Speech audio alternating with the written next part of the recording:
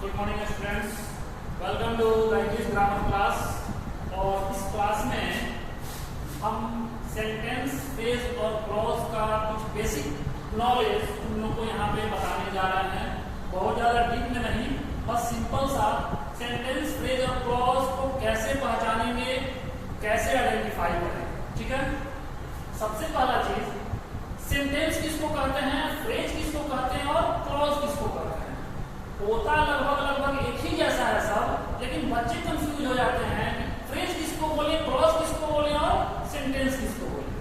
तो सबसे पहला चीज, सेंटेंस के बारे में मैंने एक वीडियो बनाया था, उसको तुम लोग देखे होंगे।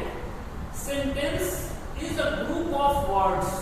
ठीक है, शब्दों का एक समूह होता है, ग्रुप ऑफ वर्ड्स होता है, that has finite verb and a subject। मतलब जिसमें एक सब्जेक्ट होता है और एक फिनाइट वर्ब होता है, and it makes complete sense.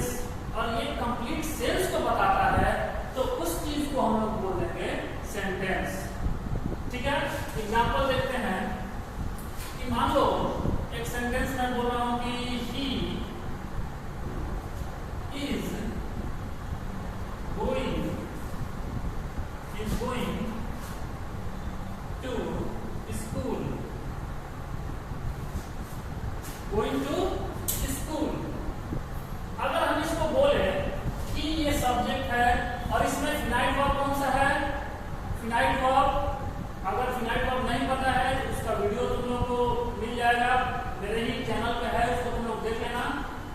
Is going, ये जो हमारा है, ये हमारा हो गया फिनाइट वर्ब, ये हो गया हमारा सब्जेक्ट, सब्जेक्ट हो गया, फिनाइट वर्ब हो गया, और ये क्या हो गया हमारा, ये हमारा हो गया तीसरे स्थान पे है। तो इसको हम लोग ऑब्जेक्ट तो बोलेंगे नहीं, क्योंकि ये तीसरा स्थान ऑब्जेक्ट का ही होता है। यहाँ पे ये ऑब्जेक्ट काम नहीं कर रहा है, इसलिए यहाँ पे ये हो जाएगा हमारा कॉम्प्लीमेंट। ठीक है, अब जरा देखो, जो सेंटेंस बोल रहा है कि it is a group of words, शब्दों का समूह, 1 2 3 4 5 वर्ड मिले हुए हैं। इसमें एक अपना सब्जेक्ट है इसका, ठीक है, एक इसका अपना फिनाइट वर्ब भी है, ये भी ठीक है, कंप्लीट सेंस भी दे रहा है कि वह स्कूल जा रहा है, इसको हम लोग बोल देंगे सेंटेंस। ये क्लियर हो गया होगा। तो फिर फ्रेज और क्लॉज क्या होता है, तो फ्रेज भी एक प्रकार से ग्रुप ऑफ वर्ड्स, ये भी ग्रुप ऑफ वर्ड्स होता है, सेंटेंस भी ग्रुप ऑफ वर्ड्स होता है, और क्लॉज भी क्या होता है, ग्रुप ऑफ वर्ड्स होता है। यानी ये तीनों चीज तो तीनों में इक्वल है, यानी सेंटेंस भी ग्रुप ऑफ वर्ड्स होगा, फ्रेज भी ग्रुप ऑफ वर्ड्स होगा, क्लॉज भी ग्रुप ऑफ वर्ड्स होगा, ग्रुप ऑफ वर्ड्स होगा।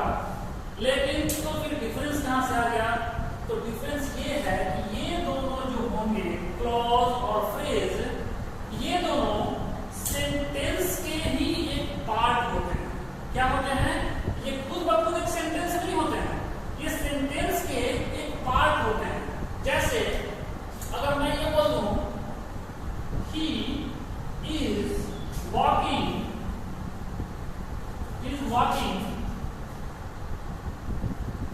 In the morning, he is walking in the morning, वह सुबह में टहल रहा है, he is walking in the morning, subject हो गया, ये हमारा फिनाइट वर्ब, इसके साथ पूरा को ले लो, फिनाइट वर्ब हो गया, और ये हमारा क्या हो गया, कॉम्प्लीमेंट हो गया। अगर देखा जाए तो इस पूरे को सेंटेंस बोल देंगे, लेकिन अगर केवल इन द मॉर्निंग का बात करें हम लोग, तो इन द मॉर्निंग का मतलब क्या होगा, ग्रुप ऑफ वर्ड्स। फ्रेज का डेफिनेशन ये कहता है कि phrase is a group of words that has some meanings but not complete sense, it has no any subject and finite verb. मतलब फ्रेज जो होता है वो शब्दों का समूह तो होता है, होता है, अपना कोई फिनाइट वर्ब नहीं होता है, उसका कुछ अर्थ होता है लेकिन उसका कंप्लीट सेंस नहीं होता है, और it is a part of a sentence, और वो सेंटेंस का एक पार्ट होता है। तो देखा जाए तो यहाँ से लेके यहाँ तक एक सेंटेंस हो गया, लेकिन अगर इस वाले पोर्शन को हम बात करें तो ये एक सेंटेंस का ये इतना सारा पार्ट हो गया, भाग हो गया। इन द मॉर्निंग 1 2 3 तीन शब्दों का समूह हुआ, 3 वर्ड्स ग्रुप हो गए, 3 वर्ड्स के। इसका कुछ अर्थ है कि नहीं है? इन द मॉर्निंग का क्या अर्थ होगा? इन द मॉर्निंग का तो मतलब होता है सुबह में। अगर हम इस पोर्शन को कुछ ना बोले और केवल बोल दे इन द मॉर्निंग, तो तुम क्या समझोगे? समझ तो जाओगे सुबह में, लेकिन सेंस क्लियर नहीं निकाल पाओगे। इसलिए इसमें तुम्हें कोई सब्जेक्ट भी दिखाई नहीं देगा, इसमें तुम्हें कोई फिनाइट वर्ब भी दिखाई नहीं देगा, लेकिन उसका कुछ अर्थ होगा, सेंस नहीं होगा, उसको हम लोग बोल देंगे फ्रेज। क्लियर हुआ? He is walking in the morning. अगर यहाँ से लेके यहाँ तक को पूरे लास्ट तक को हम लोग सेंटेंस बोलेंगे, लेकिन यहाँ से यहाँ तक को हम लोग क्या बोलेंगे? फ्रेज बोलेंगे। फ्रेज में इन द मॉर्निंग, अगर मान लो कोई बोल दिया तुमको ऑन द रोड, ये क्या है? इसका मतलब होता है रोड पर, इसका कुछ मीनिंग तो है, हो जाएगा, इसको भी हम लोग फ्रेज बोल देंगे। या अगर हम ये इन न्यू दिल्ली, मतलब नई दिल्ली में, मतलब तो कुछ निकल रहा है, लेकिन नई दिल्ली में केवल अगर बोल दे तो सेंस क्लियर नहीं हो पा रहा है। या फिर हम ये बोल सकते हैं वॉकिंग इन द फील्ड, केवल इतना ही बोले वॉकिंग इन द फील्ड। इसका मतलब निकल रहा है वॉकिंग इन द फील्ड मतलब फील्ड में टहलना, मैदान में टहलना, लेकिन सेंस क्लियर नहीं है, सब्जेक्ट कहीं नहीं दिख रहा है, फिनाइट वर्ब कहीं नहीं दिख रहा है, इसलिए इसको हम लोग फ्रेज बोलेंगे। और ये जब भी आएगा तो किसी न किसी सेंटेंस में अगर आएगा तो फिर उसका कंप्लीट सेंस पता चल सकता है, इसको हम लोग बोलेंगे फ्रेज। एग्जाम्पल मैंने यहाँ पे दिखा दिया। अब देखते हैं क्लॉज किसको बोलते हैं। तो क्लॉज भी ग्रुप ऑफ वर्ड्स होता है, लेकिन इसका अपना सब्जेक्ट होता है और अपना फिनाइट वर्ब होता है। ठीक है, अब तुम बोलोगे कि जब ग्रुप ऑफ वर्ड्स ये भी है, ग्रुप ऑफ वर्ड्स ये भी है, सेंटेंस भी, इसका अपना सब्जेक्ट फिनाइट वर्ब होता है, इसका भी अपना सब्जेक्ट फिनाइट वर्ब होता है, तो फिर सेंटेंस और क्लॉज दो नाम क्यों दिया गया? इसको भी सेंटेंस ही क्यों नहीं बोल दिया गया?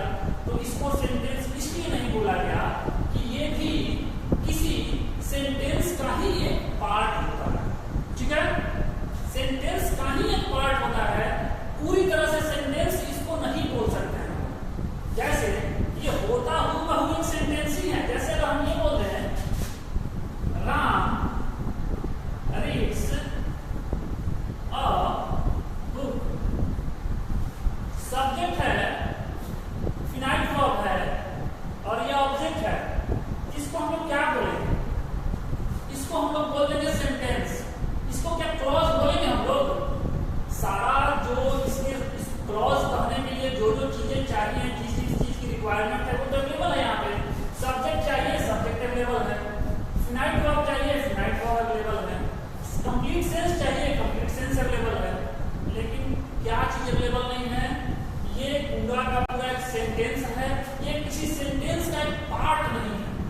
यानी क्लॉज सेंटेंस का एक पार्ट होना चाहिए, और इसके साथ एक और चीज जुड़ा हुआ है कि ये कभी कभी कंप्लीट सेंस बताता है और कभी कभी कंप्लीट सेंस नहीं भी बताता है।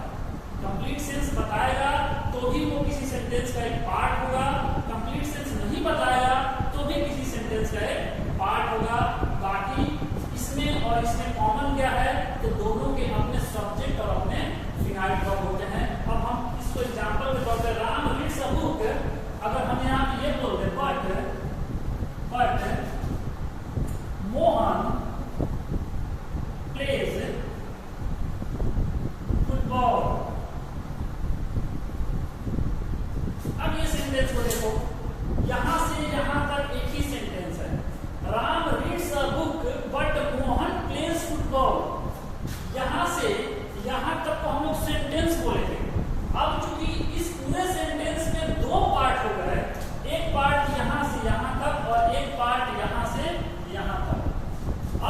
दोनों पार्ट में तुम चाहो तो इसको क्लॉज बोल सकते हो और या फिर इसको क्लॉज बोल सकते हो।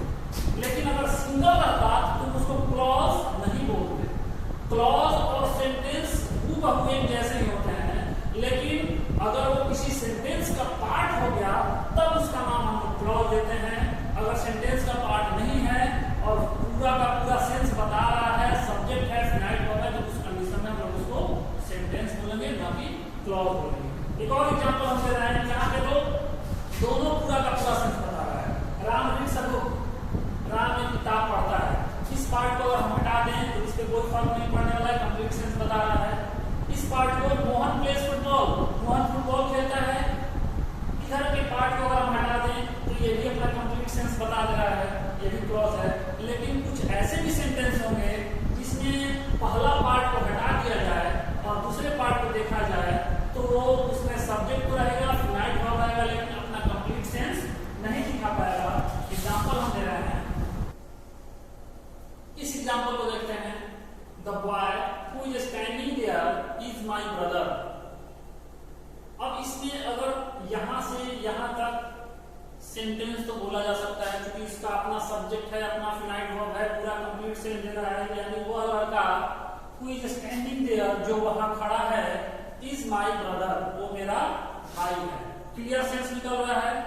अब इसमें हम लोग पूछे कि अच्छा इसमें बताओ क्लॉज कहां है, तो क्या बताओगे? द बॉय, वह लड़का, इज माय ब्रदर, वह लड़का मेरा भाई है। ये तो एक पार्ट हो गया, वह लड़का मेरा भाई। लेकिन कौन सा लड़का? हु इज स्टैंडिंग देयर, यानी यहां से लेकर यहां तक ये जो पार्ट है, इसमें तुम बोलोगे सब्जेक्ट कहां है, तो ये सब्जेक्ट हु। अब ये हु यहाँ पे इंट्रोगेटिव वाला हु नहीं है, ये रिलेटिव वाला हु है, जो तुम लोग प्रोनाउन में पढ़ोगे, प्रोनाउन की क्लास में। फिलहाल ये समझ लो ये हु कौन है, ये हु ठीक इसी बच्चे को बता रहा है, वह लड़का जो कौन, वही लड़का। यानी ये हु को सब्जेक्ट ही माना जाता है, इसको रिलेटिव प्रोनाउन बोलते हैं हम लोग। तो ये सब्जेक्ट है, उसके साथ इज स्टैंडिंग, एक फिनाइट वर्ब मिल गया, देयर, जो वहां खड़ा है, जो वहां खड़ा है।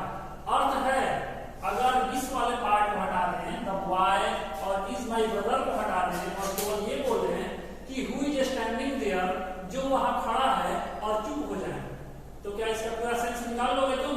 नहीं निकलेगा। यानी इस वाले सेंटेंस में ये जो पार्ट है वो क्लॉज है और अपना कंप्लीट सेंस नहीं बता पा रहा है। लेकिन जैसे ही the boy is my brother को ऐड कर दे रहे हैं इसमें, तो इसका कंप्लीट सेंस निकल जा रहा है कि जो वहां खड़ा है, तो कौन खड़ा है? वो लड़का।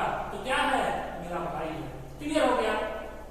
नेक्स्ट वाले एग्जांपल में देखते हैं, I lost a blue pen, मैंने खो दिया क्या? अ ब्लू पेन मतलब ब्लू कलर का मेरे पास जो पेन था मेरा गुम हो गया, मैंने खो दिया। अब अगर पूछा जाए कि इसमें बताओ ये सेंटेंस है कि फ्रेज है कि क्लॉज है?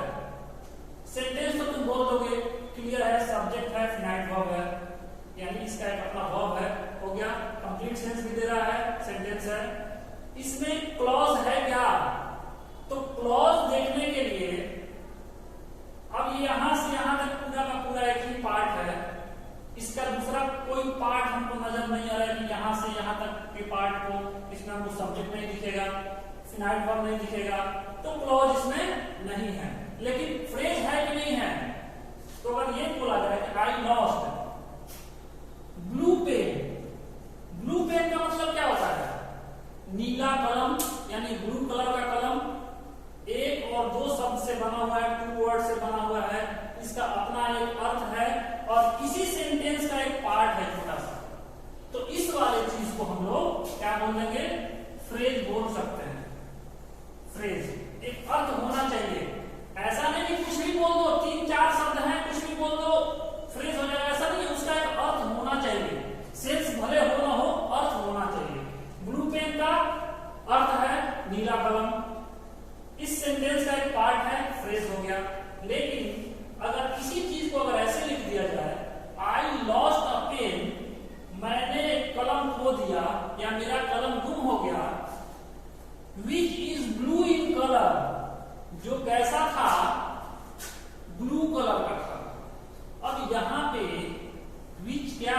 ये विच कौन है, यही पेन को बता रहा है ये, यानी ये सब्जेक्ट है। इसका फिनाइट वर्ब है क्या, ये देखो इज लगा हुआ है। अगर इज एम आर वाज कोई भी एक्जुएटरी वर्ब, कोई भी मेन वर्ब अगर सब्जेक्ट के जस्ट बगल में लग गया तो समझ लो कि वो फिनाइट वर्ब है। तो सब्जेक्ट भी हो गया, फिनाइट वर्ब भी हो गया। ब्लू इन कलर, जो नीले कलर का है। मैंने कौन सा पेन खोया, जो नीले कलर का है। तो यहां से यहां तक सब्जेक्ट मिल गया, फिनाइट वर्ब मिल गया, और इसका सेंस क्लियर भले ही ना कर पा रहा हो, लेकिन सब्जेक्ट, फिनाइट वर्ब और ग्रुप ऑफ वर्ड्स तो है ना, इसलिए इसको हम लोग बोल देंगे क्लॉज, और पूरे को बोल देंगे हम लोग सेंटेंस। अगर केवल ब्लू इन कलर की बात करें तो यहां से यहां तक अगर कोई बोले कि ये क्या चीज है, तो इसको तुम बोल सकते हो फ्रेज। आई थिंक अब तुम लोगों को सेंटेंस, फ्रेज और क्लॉज समझ में आ गया होगा। अब फ्रेज कितने प्रकार के होते हैं, क्लॉज कितने प्रकार के होते हैं, ये इसका एक अलग से सेपरेट वीडियो में तुम लोगों को जानना होगा, क्योंकि इसमें हमने केवल शुरू में बोला था कि हम केवल एक बेसिक नॉलेज पहचानने का, आइडेंटिफाई करने का तरीका बताएंगे कि कैसे हम लोग क्लॉज को आइडेंटिफाई करें, कैसे फ्रेज को आइडेंटिफाई करें। क्लियर हो गया? अगर किसी को इसमें कहीं प्रॉब्लम होगा तो वो व्हाट्सएप पे मुझसे क्वेश्चन पूछ सकता है।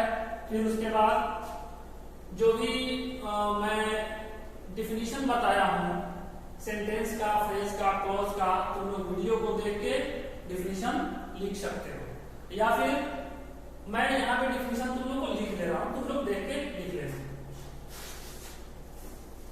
ये सेंटेंस, फ्रेज और क्लॉज का डिफिनीशन लिखा हुआ है, तुम लोग इसको देख के उतार लो।